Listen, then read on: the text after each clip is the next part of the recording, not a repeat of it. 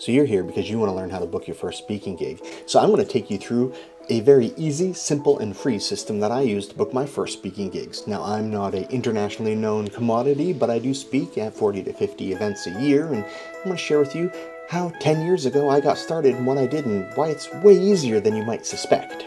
So let's dive right in.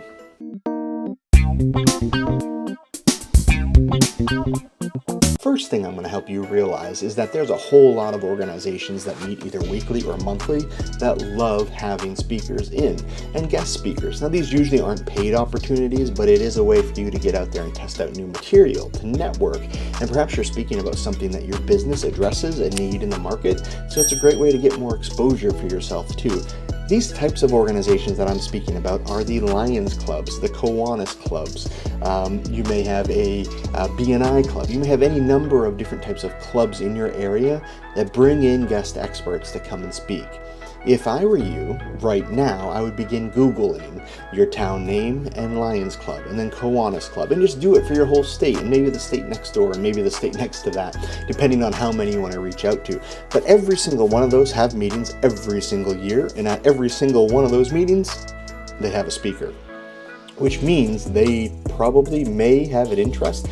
At least it would be appropriate to reach out to those people and volunteer to come in and speak. Now, know this right ahead of time. They're not going to want you to pitch something during your speech. Your speech is probably going to be about 15 or 20 minutes. And you're going to want to be entertaining and realize that you don't get to sell from stage. And so that's not why they're bringing you in there. So you want to have some sort of value add that you can explain. The way that I did this is I simply Googled all the different Kiwanis and Lions Clubs and everybody else and emailed their director or whoever it was that was the president or the Grand Pumbaa, whatever it was. I reached out to them, said, hey, I'm David Pride. I'm a professional speaker. I help people navigating long seasons of challenge and setback and also speak on social media marketing and entrepreneurship. I'd love to come by sometime and speak to your organization. If you ever have guest speakers, would you be open to that? Say whatever you're comfortable with, but if you want to literally use exactly what I just said, you're more than welcome to. The second place I would look for people who are looking for speakers is go ahead and look at all the different nonprofits in your area. Every state has various nonprofits and action committees for various things and causes and movements.